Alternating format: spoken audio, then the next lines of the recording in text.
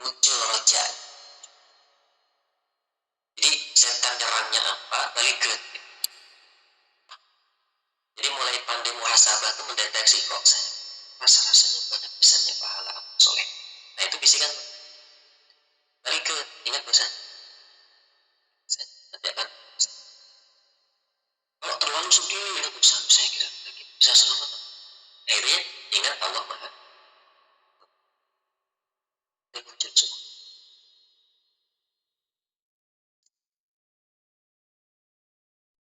Pandai-pandai aja muhasabah. Siapa tuh Pak? Karena memang Quran itu petunjuk bagi kaum yang berpikir. Kan kalau gini kita nggak akan sempat mikirin orang lain kan. Jadi muhasabah itu muhasabah diri, bukan muhasabah orang lain. Sakit.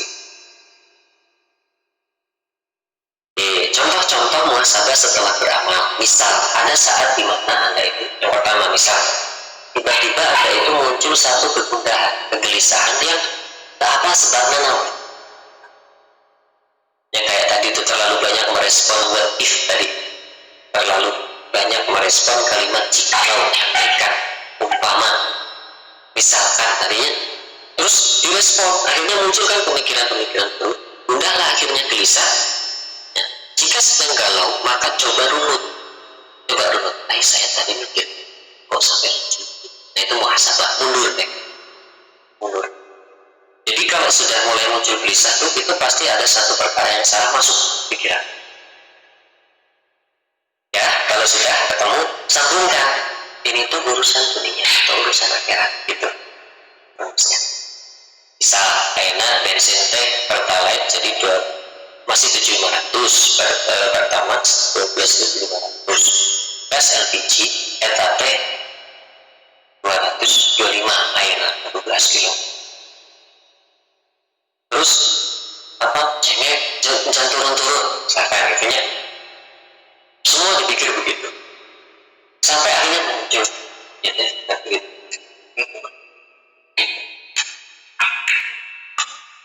Yang bisnis penghasilan mulai turun, nah itu mulai muncul kan kegelisahan, kemudahan muncul. Udah ketemu runutannya, tapi saya mikir kenapa sampai kayak gini, pikiran kayak ini, pikiran kayak ini, sambungkan, iya urusan kan.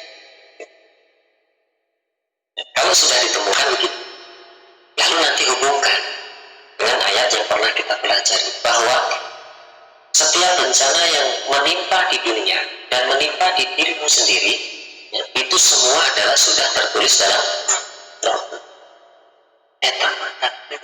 cengek naik, takdir, gas LPG naik, sedangkan Allah menyampaikan wa ma min dabbatin fil ardi illa 'ala Allahi rizquha, dan setiap kegermetan, bahasa Jawanya kegermetan,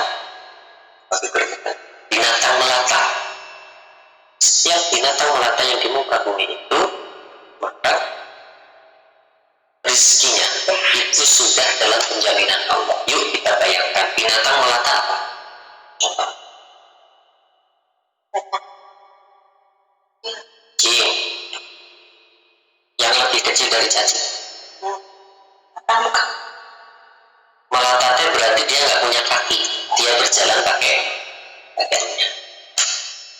Ya kan yang nggak punya kaki, yang berjalan ngesok pakai badannya, yang jelas gerakan jantungnya gimana, jelas makanan naon, makanan cacing naon,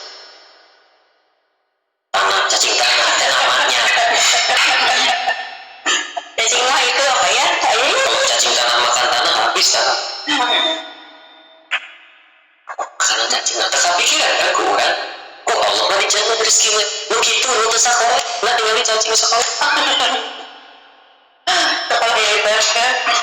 Waktu sekolah bisnis lulusan ini kan pasar kan Allah jamin rezeki. Nah itu maksudnya wa ma min dabbatin fil ardi illa 'ala Allahi rizquha. Kalau tadi khawatir perkara rezeki, sambungkan ya urusan dunia, urusan akhirat. Gitu. Urusan dunia Allah sudah jamin. Cacing wae kok Allah jamin. Mana orang boga pikiran bisa kerja. Sasaku kayak naon minta upah 20.000 sehari mah. Misalkan mentok-mentoknya gitu. Terus mah masjid mau dan seterusnya, pasti dijamin rezeki.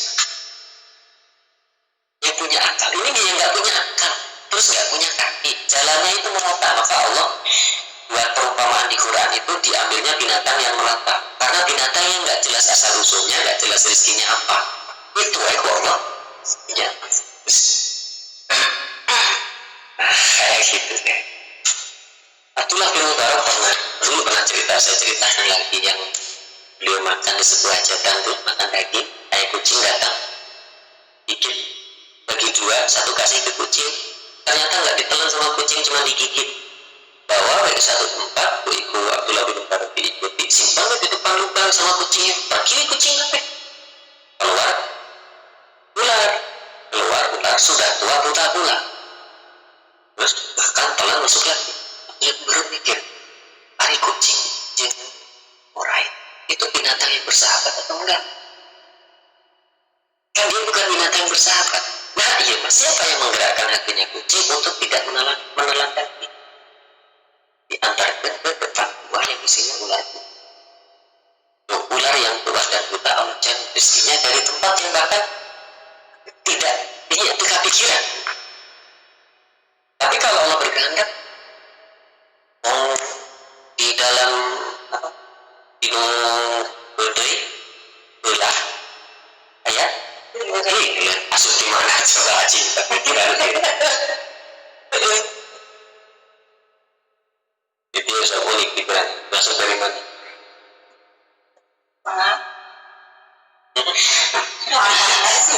Itu kan dengar itu tuh masukan apa? Buah.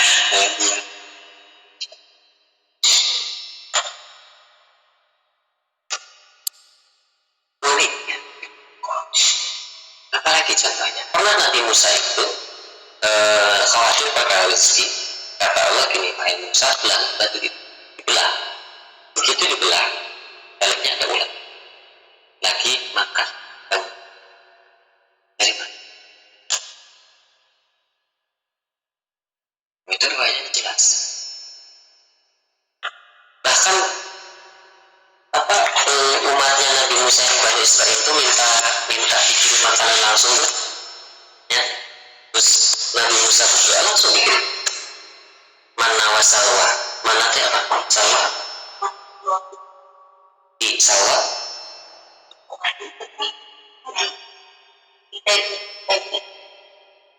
Yang madu yang mana? Mana dan salwa itu kalau nggak salah daging turun dan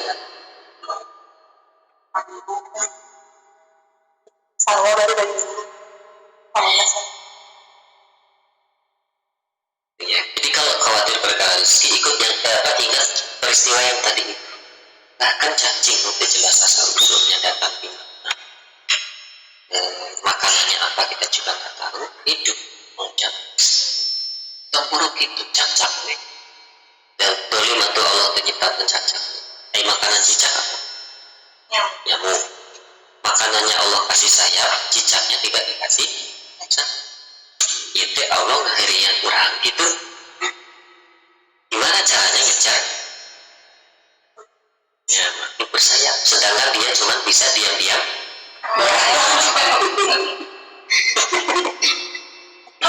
kerjaan cacak. Ikhtiarnya cacak itu tuh cuma diam-diam merayap. Terus cacak Allah datang seekor nyamuk. Yang datang nyamuknya. nyamuknya yang beri. Nyamuknya yang beri. Nyamuk datang. Apakah itu nyamuk putus asa?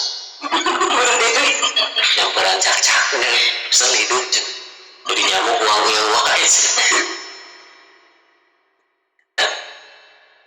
Terus ikhtiar berikutnya tinggal cuma diam-diam merayap dan hap. Itu ikhtiarnya. Belajar dari lagu buka dalam usaha, tidak cocok buat dipakai anak. Jadi Quran gak ketemu. Ya itu cacak. Itu ya cuma diam-diam merayap. Ya memang cacak kerjaannya ditetapkan Allah itu, dan dia tidak dibistikkan dikasih kapasitas intelijensi kayak manusia. Jika cicak dan dikasih IQ intelijensi kayak manusia, buka warung sih. Nanya apa kayaknya? Cacat. Harus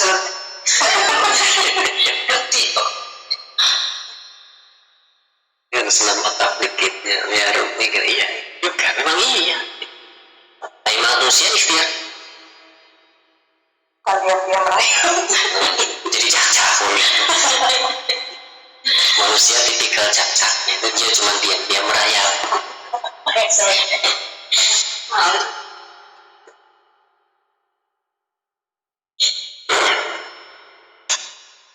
Ya ini pertama contohnya muhasabah setelah beramal itu begitu. Kalau lagi galau misalkan urusan rezeki, coba sambungkan ini urusan dunia atau urusan akhirat. Yang harusnya Anda galaukan, Anda risaukan itu urusan akhirat, urusan yang belum pasti. Kalau mati itu kan pasti, itu bukan matinya yang jadi Anda risaukan, tapi the day after you day-nya, the day after you die-nya, hari setelah Anda matinya, itu yang harus Anda khawatirkan. Kalau saya mati saat seperti ini, nah kemarin ada yang cerita Ustaz juga, kalau saya diajak keluarga nonton ke bioskop gimana, mikir, namanya ulama mikir, kalau saya iyakan ternyata malaikat maut datang pas saya ada di bioskop, wah gak enak juga gitu. Gak jadi akhirnya ke bioskop, meskipun belum tentu juga, tapi kan juga gak tentu gitu hidup. Nah belum tentulah mati di bioskop, tapi kita gak tentu masih pulang hidup kan. Nah itu ulama tuh itu kalau berpikir akhirnya dia akan terus terjaga, karena akhirnya gini, setiap orang itu akan diwafatkan sebagaimana kebiasaan hidupnya itu. Jadi sebenarnya kita itu sudah memilih cara mati kita masing-masing sejak dunia ini. Nah itu yang harus dirisaukan, bukan matinya, mati mah sifatnya ngejar, itu pasti. Kalau perkaranya masih perkara dunia nggak usah itu mah sudah skenario. Bagi yang masih muda juga untuk perkara karir, insya Allah pasti. Yang penting jangan lepas ini. Setahun ke depan, 2 tahun ke depan Anda mau jadi apa, itu sudah ada. Yang perlu diperlukan tadi ikhtiarnya, dan ikhtiarnya tidak boleh menjadi saja. Yang kedua, contoh-contoh saja ini.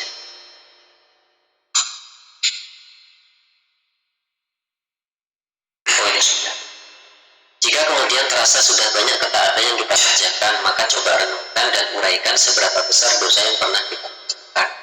Ya, itu kalau terasa banyak ketaatan, kita mulai ngerasa nih, udah banyak, udah ngaji, udah ini, udah itu, mikir.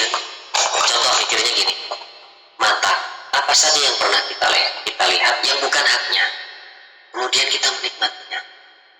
Dosa mata itu kan banyak. Ya. Setiap indra itu ada dosanya.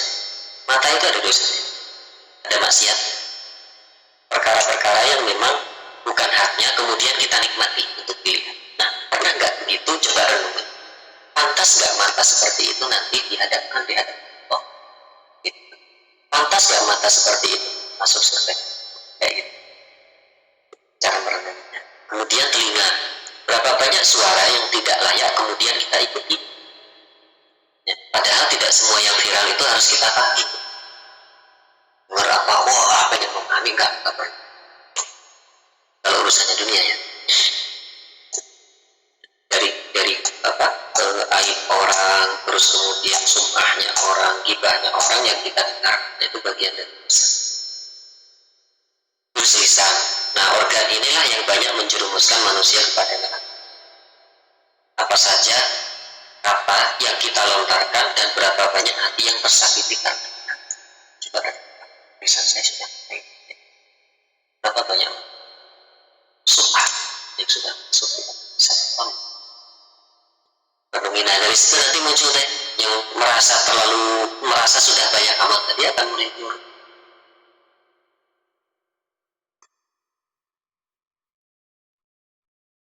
Itu ya contoh-contoh saja itu.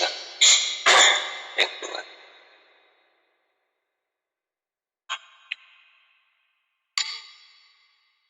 Ya, yang ketiga contohnya, contoh muhasabah setelah beramal.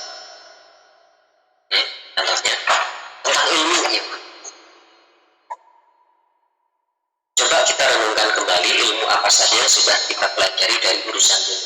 Ada yang jago matematika, ada yang jago fisika, jago kimia, jago mekanika, jago robotika, jago pneumatik, jago macam-macam, jago dagang, negosiator ulung. Ya, itu perkara urusan dunia. Terus dah itu muhasabah. Hari perkara akhirat apa yang sudah kita pelajari. Nah, Quran itu kan bahasa Arabnya. Bacaan Quran kita sudah benar atau belum ya, menurut hukum tajwidnya. Terus sudah berapa banyak ayat Allah yang saya ambil? Sudah berapa banyak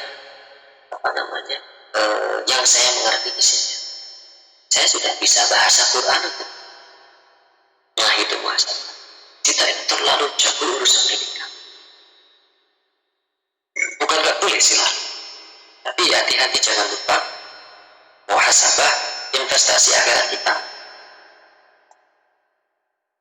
Nah dengan begitu nanti akan muncul. Mulailah segera dia akan melengkapi setiap yang dia bangun kembali puing-puing masa silam. Ya, akhirnya dia akan jadi orang yang sangat pelit terhadap uang. Tiap hari nggak mau kalau nggak ada nilai nekatnya. Diajak kali itu, ayo nanti gitu. Yang orang ngopi, gitu dari ngobrol bukan. Nah bisa gitu. Khawatir gitu kalau Allah perintah malaikat maut di saat kondisi kita seperti itu.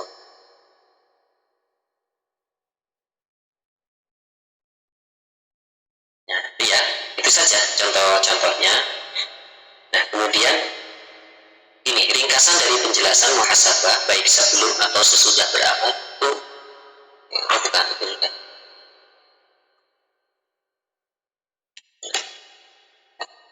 Oh ini, sesungguhnya setiap pekerjaan akan dihadapkan pada dua pertanyaan. Nah ini nanti dua pertanyaan ini menjadi jawaban dari syarat diterimanya amal seseorang. Ya. Jadi kita beramal tuh dihadapkan dua pertanyaan. Untuk siapa Anda kerjakan dan bagaimana cara mengerjakan? Ya. Kalau itu terjawab, amal Anda bisa diterima atau amal Anda bisa ditolak. Ya. Setiap pekerjaan itu dihadapkan dua pertanyaan. Untuk siapa dikerjakan? Berarti ini urusan apa? Untuk siapa yang saya kerjakan? Nah itu berarti urusan niat. Sudah niat. Terus bagaimana cara mengerjakan? Ya. Jawabannya begini, maka rumus diterimanya amal adalah jawaban dari pertanyaan tadi. Yang pertama, untuk siapa dikerjakan? Ikhlas karena Allah. Yang kedua, bagaimana cara mengerjakannya? Mutabah atau bersesuaian sunnah kepada Rasulullah SAW. Nah itu syarat diterimanya amal. Pertama ikhlas, yang kedua mutabah. Itu teh. Jadi ini ringkasan dari penjelasan semua tadi. Kalau mau beramal, tanya dua hal ini ke diri. Untuk siapa yang bisa? Allah, Bismillah. Terus caranya saya bagaimana? Caranya harus bersesuaian dengan sunnah. Rasul kalau minumnya kan ya minum karena Allah. Cara minumnya harus bersesuaian dengan syariat, dengan sunnah Rasul. Sunnah Rasulullah kalau minum gimana? Bismillah, kayak gitu, bersesuaian. Bahkan urusan negur orang, Anda negur itu mau menunjukkan Anda lebih tahu atau mau memperbaiki orang? Niatnya itu niat. Terus cara negurnya, apakah Rasul kalau negur orang begitu caranya? Nah gitu ya. Ya nggak tahu rumusnya itu rumusnya. Mau beramal itu. Saya niatnya karena saya pengen tenar, pengen bakat, pengen tanpa hebat, atau memang saya pengen menyelamatkan orang itu. Cek dulu mau saya pengen. Terus kalau pengen menyelamatkan, caranya harus cara yang menyelamatkan. Lihat Rasul kalau negur gimana ya? Oh Rasul kalau negur ikut gitu teh. Ikhlas, terus ikhlas terus mutaba'ah. Syarat susah, memang susah. Makanya tadi dunia itu si jangan apa-apa harus lihat aturan. Kok jadi enggak ini? Oh ya, belum aja, belum nyaman aja. Tapi kalau sudah terbiasa malah Anda nggak akan nyaman dengan dalam tanda kutip. Tapi kan pengen bebas, nanti bebas di akhirat. Di akhirat itu ya, kalau Anda mau nyoba minum koper, nggak dikasih sebotol 2 botol. Sungai Allah disediakan sungai komer. Nikmat, lebih nikmat dari komer di dunia. Katanya rasanya manis. Dan Allah mencabut unsur yang memabukkan. Kasih sungai komer. Di dunia itu cuma sebentar di tanahan, gitu. Nikmat komer di dunia. Perhatikan ya orang-orang yang minum komer udah nggak nikmat. Orang minum komer nikmat ya? Nggak usah coba deh, lihat perhatikan orang yang minum. Kalau nikmat mah pasti kieu minumnya dikit, gitu kan? Orang minum komer gimana? Pernah lihat orang minum komer nggak? Botol. Nih, kumaha minumnya? Enggak, dia nggak mau lama-lama di sini kan? Nggak akan mau lama-lama di sini. Orang minum kopi kan beda, minum kopi dinikmati. Orang minum komer, wah gitu. Coba, kalau pakai akal aja, nikmatnya di mana? Lebay. Nah itu,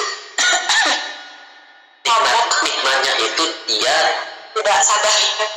apa namanya, nggak mau menghadapi Kenyataan. dia mau lari. Makanya nyari dunianya sendiri. Pas gitu udah ingat masalah minum lagi itu udah ya. Orang-orang rata-rata yang gitu orang-orang stres. Iya coba. Saya pernah kenal orang ya, kalau susah tidur apa itu bawa nomor sakarat terus hilang pribadinya itu bisa tidur bisa. Kalau dia yang mau mungkin lah soalnya. Tidur seharian, kadang sehari semalam tidur karena efek. Aslinya tidur nggak? Aslinya istirahat ya aslinya. Itu mah hanya kalau di rumah ada alarm kebakaran tuh, ya, ada alarm kebakaran di rumah, terus kebakaran, alarmnya kan bunyi, alarmnya di depan rumah, nah kayak gitu. Kebakarannya tuh, gitu. Hanya kayak gitu. Aslinya. Jadi apa namanya? Tadi ya kembali, kalau mau ini yang harus kita coba latihkan, mau berbuat sesuatu dua, tanya ke diri. Ini saya ngerjakan ya. Bismillah untuk Allah, itu berarti niat. Harus ikhlas niatnya. Yang kedua, saya mengerjakannya bagaimana cara? Harus mutaba'ah, istilahnya mutaba'ah itu ittiba atau mengikuti Rasulullah. Maka nggak mungkin orang itu bisa paham Quran, memaknai Quran kalau dia tidak belajar sirah. Karena Quran itu adalah panduan, bukan cuma bacaan. Terakhir, tujuan muhasabah. Tujuan muhasabah yang pertama itu mengetahui aib diri. Nah, kadeknya bukan mengetahui aib Orang lain. kadek bisa salah muhasabah. Mau di muhasabah itu orang dibantu muhasabah.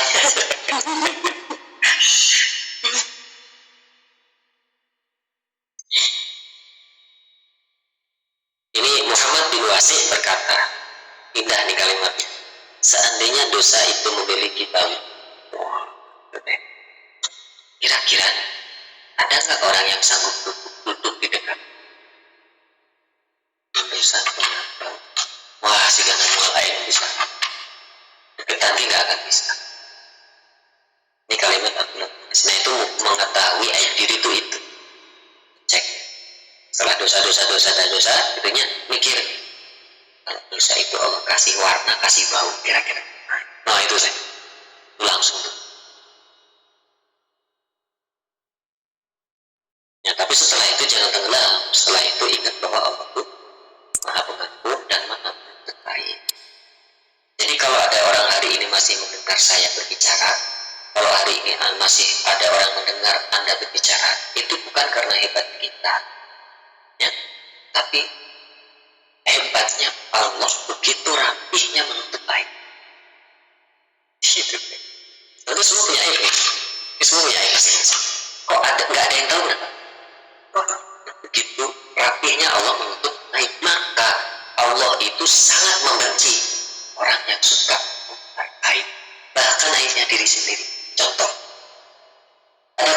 Rasulullah itu gini, setiap hambaku itu akan diambil, setiap umatku itu akan diambil, kecuali mereka yang disebut dengan al-mujahirun, bukan muhajirun, mujahirun.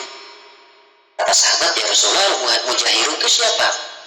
Mujahirun dari kata jahar adalah orang-orang yang malamnya berbuat dosa, kemudian Allah tutup dosa itu, menunggu sampai dia bertobat, tapi siang hari dia mengubah dosa, menceritakan malam saya tadi, padahal tutup Allah tutup itu nunggu barangkali dia bisa bertobat, ya. Allah berikan sitir penutup. Nah, orang-orang mujahirun itu kayak orang yang berani merobek sitirnya Allah. Allah ditutup, tutupnya kurang dirobek. Nah, Allah itu sangat benci dengan. Lihat nih, Allah pertama, Allah maha rapi menutup. Aib nggak? Allah kerasa nggak Allah maha pengasih, maha penyayang? Ya, kerasa nggak Allah itu maha ghafurnya? Siapapun Anda, asal Anda siap tobat, Allah kasih ghafurnya. Buktinya apa? Ditutup dulu kok, nggak langsung Anda belum dosa, malam tutup dulu kok. Bahkan malaikat Allah bicara, ikut, ayo. Kenapa ya? Barangkali bisa. Ternyata lah. Allah sampaikan. Nah, lihat kabarkan ke seluruh bahwa hambaku yang ini khasnya Allah. Kalau hambanya berdosa, ditutup dulu, tunggu sampai dia mau. Kalau sudah tobat, gak ditutup, tapi kalau bahasa budak kayak nama begitu, Anda tobat ke Allah, langsung tobat Anda itu boleh di like, di subscribe, dan di share ke seluruh. Maha pengasih gak? Dan tapi balik, ayat batur hanyawan, langsung di like, di share. Baik, kan? Tradisi Allah begitu. Maha pengasih. Makanya Allah sangat suka dengan orang. Jasa cincin. Di tujuan muhasabah tadi adalah mengetahui aib diri. Terus hati-hati dengan al-mujahirun. Kalau Anda melakukan dosa haram, terus Allah tutup, gak ada yang tahu, sudah balik.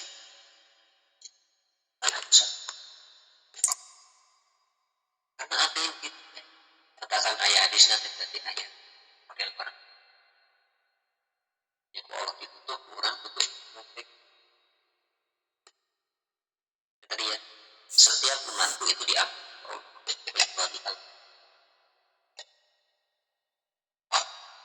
tujuan muhasabah yang pertama, mengetahui aib diri. Tujuan muhasabah yang kedua, mengetahui hak Allah atas diri.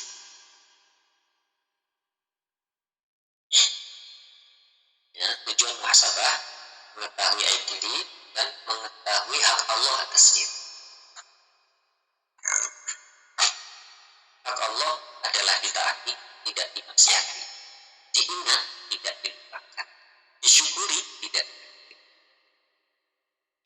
Hak Allah ditaati, tidak dimaksiati, diingat, tidak dilupakan, disyukuri, tidak